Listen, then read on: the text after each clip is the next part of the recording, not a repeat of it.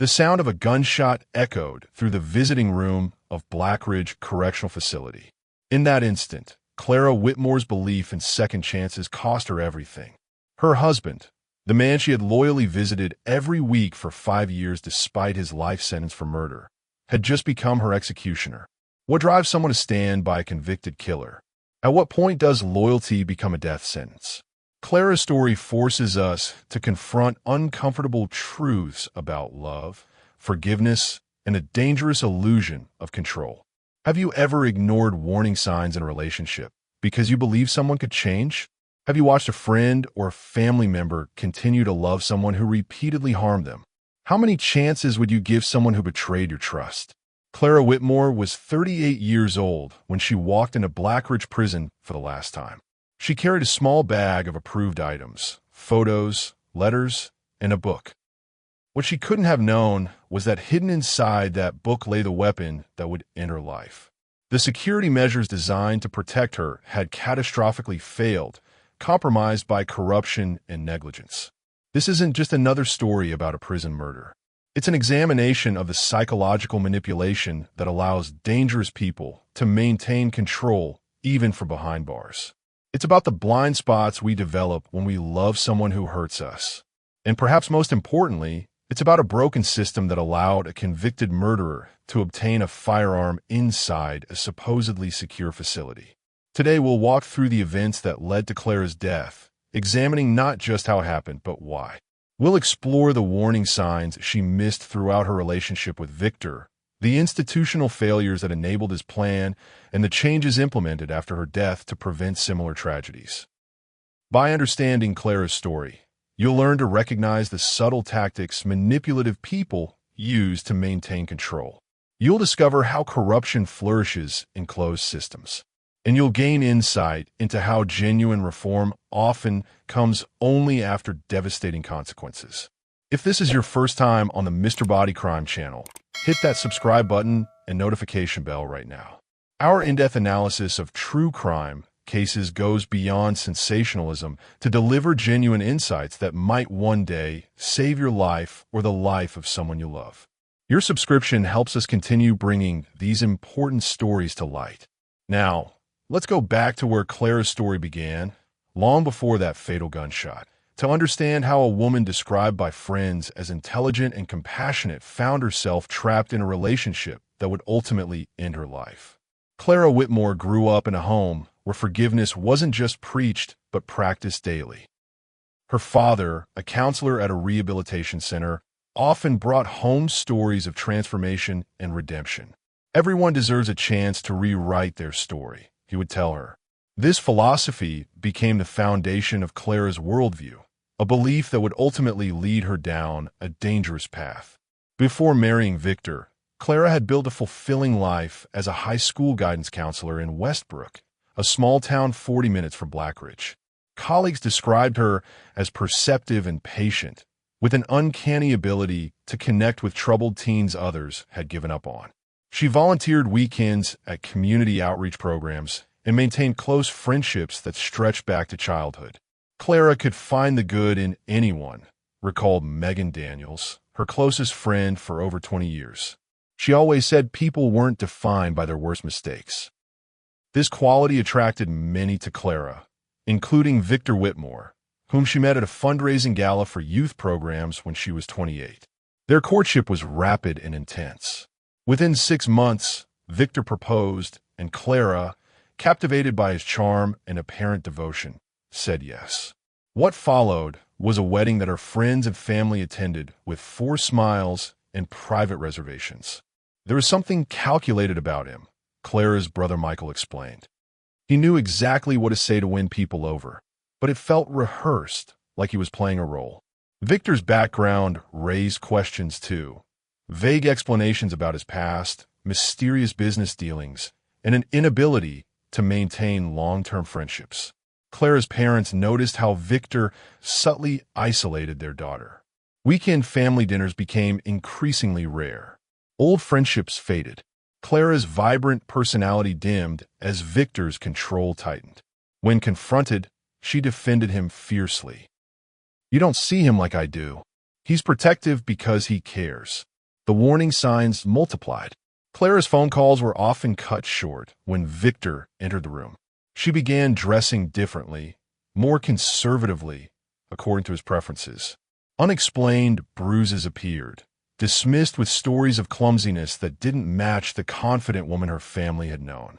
3 years into their marriage, Victor's explosive temper became impossible to hide. During a holiday gathering, he berated Clara publicly for speaking too long with a male cousin. Later that night, guests overheard a violent argument that Clara afterward minimized as just a misunderstanding. Clara's rationalization system was remarkably effective. When Victor monitored her spending, it was because he's good with money. When he demanded to know her whereabouts at all times, it was because he worries about my safety. When he destroyed her personal belongings in fits of rage, it was because he had a difficult childhood and doesn't know how to process anger properly. Even after Victor's arrest for murdering his business partner, a crime with overwhelming evidence, Clara remained steadfast. "There must be a mistake," she told the detective assigned to the case. "He's not capable of this." This unwavering loyalty would continue through his trial, conviction, and 5 long years of prison visits, until the day he turned a gun on the woman who never stopped believing in him. Victor Whitmore cultivated an image of success and sophistication. At 40, he moved through social circles with practiced ease, his Harvard business degree and investor background opening doors wherever he went. He dressed impeccably, donated to the right charities, and charmed everyone from waitstaff to CEOs.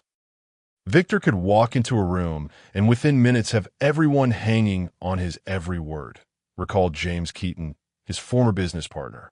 He seemed to know exactly what made people tick, their insecurities, their desires, their weaknesses. This intuitive understanding of human psychology made Victor exceptional at 2 things: business negotiations and manipulation. The public Victor, charismatic, generous, attentive, bore little resemblance to the private man who methodically controlled every aspect of Clara's existence. Born to wealthy parents who remained emotionally distant, Victor developed a profound sense of entitlement masked by superficial charm. He learned early that people were tools to be used and discarded.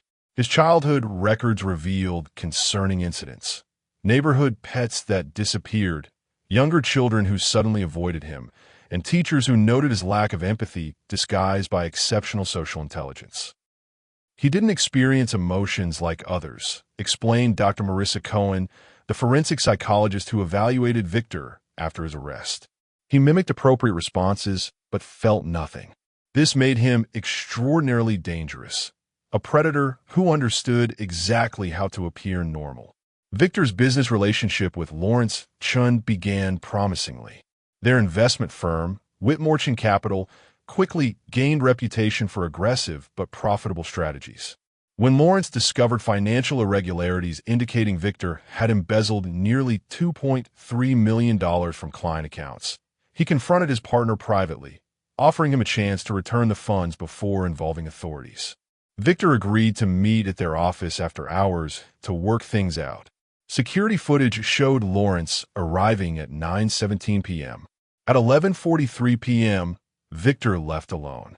Lawrence's body was discovered the next morning by the cleaning staff, beaten beyond recognition with a trophy the firm had received for excellence in financial management. The evidence against Victor proved overwhelming: blood on his car's floor mats, Lawrence's phone in Victor's garage, and most damning, security footage showing him disposing of bloodied clothing in a dumpster 20 miles from the crime scene. Throughout the investigation and trial, Victor displayed his most disturbing trait: absolute conviction in his own lies. He maintained his innocence with such apparent sincerity that several jurors later admitted questioning their decision despite irrefutable evidence. His psychological evaluation revealed classic traits of psychopathy: superficial charm, pathological lying, manipulative behavior, lack of remorse, shallow emotions, and callousness. The prosecution demonstrated how Victor had systematically isolated Clara, controlling her through alternating affection and psychological abuse. Despite hearing these details during the trial, Clara became Victor's most vocal defender. She mortgaged their home to pay for his legal expenses, established a website proclaiming his innocence, and attended every court date in visible support. When the guilty verdict came down with a life sentence, Clara collapsed in tears, not because justice had been served, but because she truly believed an innocent man had been convicted. Her unwavering commitment to Victor remained intact. She would visit him weekly at Blackridge for the next 5 years, blind to the calculating predator who viewed her loyalty as merely another tool at his disposal. Blackridge Correctional Facility stood as a concrete monument to outdated prison philosophy, a sprawling complex of gray buildings surrounded by 20-foot walls and razor wire. Constructed in the 1970s to house 800 inmates, it now contained over 1,400, with 3 prisoners crammed into cells designed for one. From the outside, Blackridge projected an image of impenetrable security, guard towers positioned at strategic intervals, multiple checkpoints, and advanced surveillance systems. The reality inside told a different story. Budget cuts had reduced staff by 30% over the previous decade, leaving overworked guards managing impossible caseloads for minimal pay. "We're asked to maintain order with fewer resources every year," explained former officer Marcus Jenkins. "When you're responsible for monitoring 120 inmates by yourself during a 12-hour shift, corners get cut. There's no other option." These conditions created a fertile ground for corruption. Guards earning $32,000 annually supervised inmates with connections to criminal organizations willing to pay 10 times that amount for small favors. What began as seemingly harmless exchanges, extra phone time, preferred cell assignments, overlooked contraband, evolved into a shadow economy where nearly anything could be obtained for the right price. Prison administrators acknowledged these challenges in theory, but remained willfully blind in practice. Annual security audits became predictable routines where problems were temporarily hidden rather than addressed. Independent oversight had been gradually reduced to cursory inspections announced weeks in advance. Warden Phillips maintained impressive statistics on paper: low reported assault rates, minimal contraband seizures, few formal complaints. The methods used to achieve these numbers involve systematic intimidation of both inmates and staff to prevent documentation of incidents rather than preventing the incidents themselves. A prison psychologist who requested anonymity described Blackridge's culture. "Everyone knows what's happening, but speaking up means risking your career or personal safety. The system rewards those who maintain the illusion of order while punishing whistleblowers." It was within this environment that Victor Whitmore thrived. His intelligence and manipulation skills quickly earned him privileges and protection that other inmates couldn't access. Within months of his arrival, he had correctional officers bringing him special meals and extra amenities. His refined manner and calculated friendship made him appear as a model prisoner to administrators while he methodically built a network of influence. If you're finding this account of institutional failure disturbing, take a moment to like this video and share it with someone who works in criminal justice or public safety. Your engagement helps expose these systemic issues and could prevent similar tragedies. The warning signs at Blackridge were visible long before Clara's murder. They were simply ignored by those with the power to act. October 17th arrived with a biting chill that seemed to penetrate bone. Clara Whitmore's sedan crawled through morning fog as she followed the now familiar route to Blackridge. A hollow feeling had settled in her stomach that morning, a sensation she'd attributed to skipping breakfast, though in retrospect, perhaps it was intuition warning her. Clara checked her appearance in the rearview mirror before exiting her car. Victor always noticed details: if her hair wasn't properly styled or her makeup wasn't applied with precision. Today she wore the blue sweater he complimented during her last visit. Small accommodations to maintain peace. She gathered the clear plastic bag containing her approved items. The prison's visitor regulations had grown increasingly restrictive. No hardcover books, no scarves, no food items. Clara had carefully selected each object in her bag. Recent family photos showing Victor's parents at their anniversary celebration, letters from his former colleagues expressing support, and the book he'd requested 2 weeks ago, The Count of Monte Cristo. He's been asking for this for months, Clara had told the guard who processed her items. He says it helps him process his situation. The guard had merely nodded, performing a cursory examination before passing the book through. Clara couldn't have known that the pages between chapters 7 and 8 had been carefully hollowed out, a cavity now containing a 9mm handgun wrapped in thin cloth. Clara passed through the series of security checkpoints with practiced efficiency. Metal detector, pat-down, ID verification, visitor log. The procedures designed to prevent exactly what was about to happen functioned as mere theater, security without substance. The visiting room contained 20 tables bolted to the floor, each with 2 chairs facing each other. The space smelled of industrial cleaner and bodies confined too closely. Clara spotted Victor immediately, his posture perfect, his prison uniform somehow looking pressed despite its rough fabric. "You're late," were his first words as she sat across from him. Clara checked her watch. Only by 5 minutes. There was fog on the highway. Victor's expression remained cold. "I've been waiting 20 minutes. This wasn't true. Clara knew visiting hours had only begun 15 minutes ago, but she nodded apologetically. "I'm sorry. How have you been?" Victor's demeanor shifted suddenly, his features softening into the charm that had first attracted her. "Better now that you're here. Did you bring what I asked for?" Clara pushed the bag toward him. "Everything's there. The book was hard to find, but I ordered it online." Victor removed the photographs first, examining each with apparent disinterest. "My mother looks old," he commented, setting them aside. "These letters, who are they from?" "Mark Jennings and David from accounting. They're still supporting you." Victor's lip curled slightly. "David testified against me. He was subpoenaed, Victor. He had no choice." "There's always a choice," Victor replied, his eyes hardening. "Speaking of choices, I heard you've been spending time with your old friend Michael." Clara's breath caught. Michael had been her classmate in college. Nothing more, but Victor's jealousy had always been irrational. "We ran into each other at the grocery store. That's all. That's not what I heard." Victor leaned forward. "My sources tell me you've been meeting him for coffee. Weekly." "Sources?" "Victor, who's telling you these things? Does it matter? You're lying to me while I rot in here." His voice remained measured but cold enough to make Clara shiver. "I'm not lying." Clara's hands trembled slightly. "I've devoted 5 years to supporting you. I've lost friends, spent our savings on appeals, devoted—" Victor's laugh held no humor. "You visit once a week for an hour. That's devotion." The conversation deteriorated rapidly. Victor accused her of abandoning him, of secretly planning to divorce him, of betraying him with imagined lovers. Each denial from Clara only fueled his calculated rage. Other visitors glanced nervously in their direction as Victor's voice rose.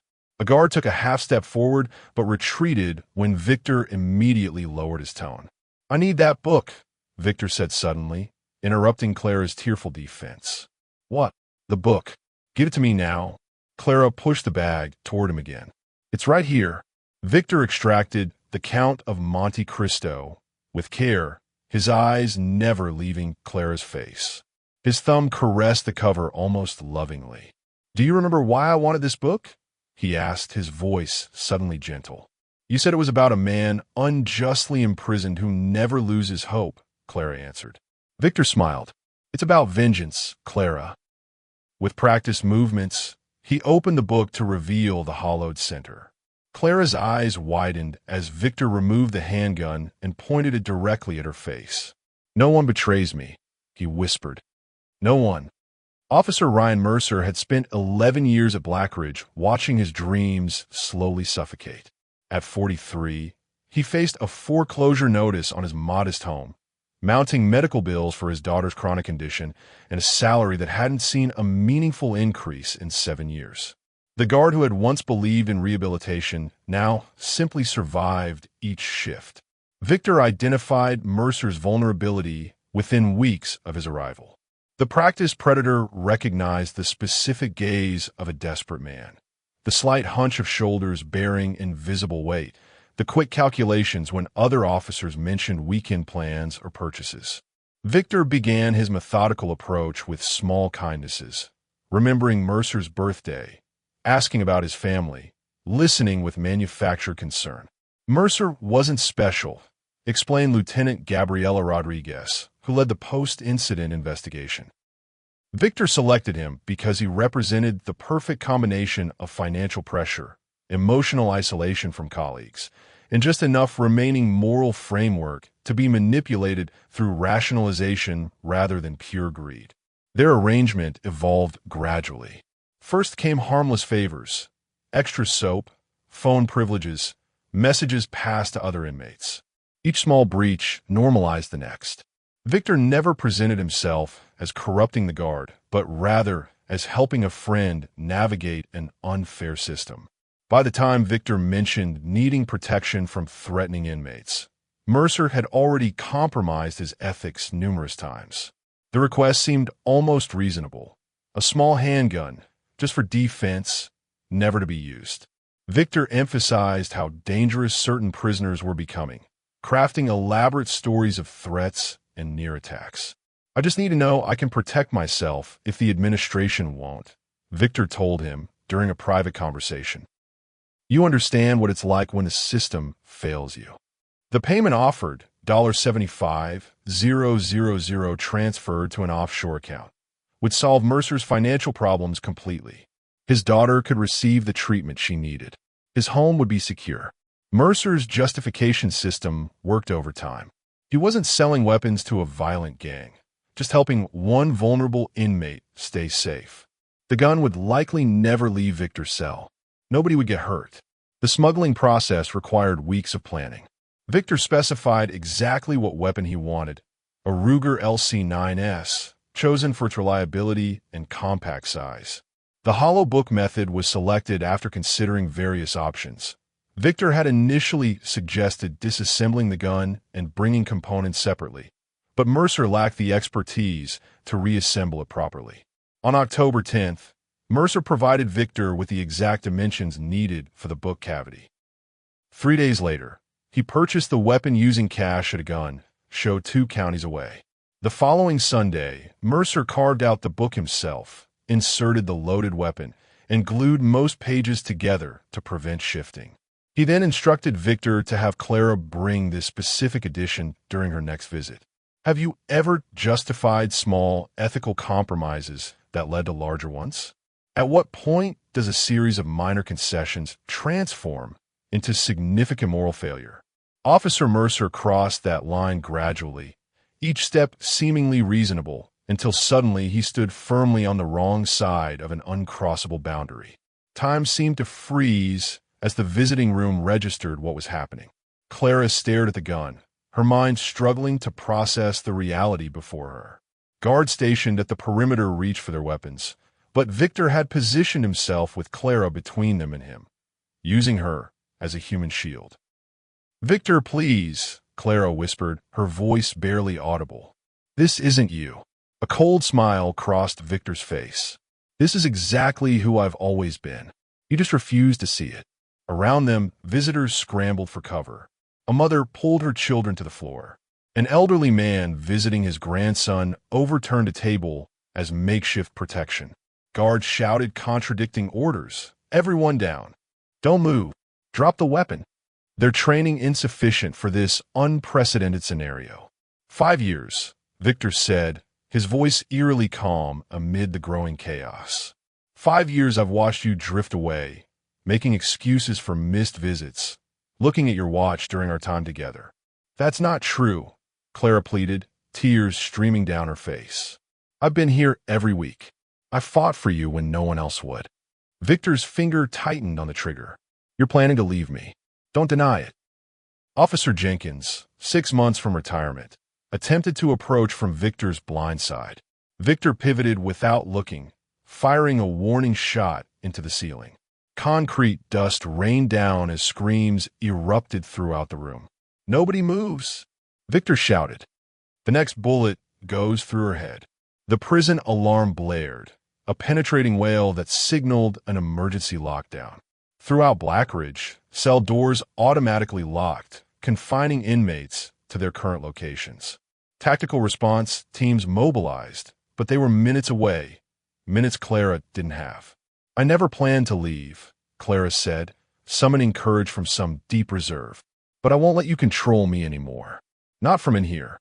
Something shifted in Victor's expression, surprise, perhaps, at this final defiance from the woman who had always yielded. His momentary hesitation gave Officer Rodriguez an opening to fire a taser, but one prong missed its target. Victor's reaction was instantaneous. The gun discharged with a deafening crack that reverberated off concrete walls. Clara's body jerked backward as the bullet entered her chest, just above her heart. She collapsed to the floor, blood quickly pooling beneath her. The tactical team breached the visiting room 30 seconds later, subduing Victor with overwhelming force. He offered no resistance, his purpose already accomplished. His expression remained chillingly serene as they forced him to the ground. Medical staff converged on Clara, their movements urgent, but their faces revealing the futility of their efforts. The bullet had torn through her aorta, causing catastrophic internal bleeding. Her eyes remained open, fixed on the ceiling, as paramedics attempted resuscitation. "Stay with us, ma'am," a young medic urged, applying pressure to the wound. "Help is here." Clara's lips moved slightly, forming words no one could hear. By the time the ambulance arrived 4 minutes later, she had lost too much blood. She was pronounced dead at 11:17 a.m., her final expression one not of fear, but of strange relief, as if in her last moments she had finally recognized the truth she had denied for so long. Outside the prison, reporters gathered as news of the shooting spread. Inside, investigators photographed the crime scene, collected the weapon, and began the first interviews of what would become a landmark case in prison security reform. The investigation into Clara's murder exposed systemic failures far beyond a single corrupt guard. Within hours, Governor Harmon established an independent commission with unprecedented authority to access all records and personnel at Blackridge. What happened wasn't just a tragedy, it was institutional negligence, stated Commissioner Eleanor Vasquez during the initial press conference. "We're not just investigating how a weapon entered this facility, but the entire culture that made it possible." The commission's findings proved devastating. Security camera footage revealed Officer Mercer had bypassed standard inspection protocols when processing Clara's items. His financial records showed a mysterious offshore account containing $75,000, exactly matching withdrawals from Victor's hidden assets. Text messages recovered from a contraband phone documented their arrangement in explicit detail. Mercer confessed immediately when confronted, claiming he never believed Victor would actually harm anyone. "He told me it was for protection," Mercer repeated during interrogation. "I needed the money for my daughter's medical treatments." The investigation expanded beyond Mercer, ultimately implicating 7 additional officers and 2 administrators in various corruption schemes. Warden Phillips, while not directly involved in the weapon smuggling, was found to have deliberately falsified security reports to maintain the prison's funding levels despite knowing about significant vulnerabilities. Disciplinary actions came swiftly. Mercer faced charges of criminal conspiracy, illegal weapons trafficking, and accessory to murder, carrying a potential 40-year sentence. The implicated guards were terminated and prosecuted. Warden Phillips resigned in disgrace before being indicted for criminal negligence and fraud. Public outrage intensified as details emerged. Protesters gathered outside Blackridge daily, demanding accountability and reform. National news outlets ran special reports examining prison security nationwide. Clara's brother Michael became a prominent voice, testifying before the state legislature about the system's catastrophic failure to protect visitors. "My sister believed in redemption," he told lawmakers, his voice breaking. "She deserved protection from the very institution that claimed to provide it." The media coverage prompted families of inmates to come forward with their own security concerns at facilities across the country. A national audit revealed similar vulnerabilities at 63% of medium-security prisons, triggering emergency protocols and funding for immediate improvements. Clara's murder transformed from personal tragedy to catalyst for change. New legislation, eventually called Clara's Law, mandated enhanced security measures, increased oversight, and whistleblower protections for those reporting corruption in correctional facilities. If you've experienced institutional failures or witnessed situations where accountability was lacking, share your story in the comments below. Your experiences might help others recognize warning signs before tragedy strikes. By building this community of awareness, we honor Clara's memory and potentially save lives. Remember, systems only improve when we demand transparency and hold power accountable, something Clara never had the chance to do. Victor Whitmore's second murder trial proceeded with none of the ambiguity that had clouded his first conviction. The prosecution presented overwhelming evidence: the gun with his fingerprints, security footage of the shooting, testimony from 27 witnesses, and the detailed confession of Officer Mercer describing Victor's meticulous planning. Unlike his previous trial, Victor now faced a jury completely immune to his manipulation tactics. His attempts to claim temporary insanity or provocation fell flat against the mountain of evidence showing premeditation. The jury deliberated just 4 hours before returning a guilty verdict on all counts. Judge Carolyn Martinez delivered the maximum sentence: life without possibility of parole, plus an additional 45 years for the weapons charges and conspiracy counts. She ordered Victor transferred to a maximum security facility with enhanced isolation protocols. "You have demonstrated that no standard security measures are sufficient to contain the threat you pose," she stated during sentencing.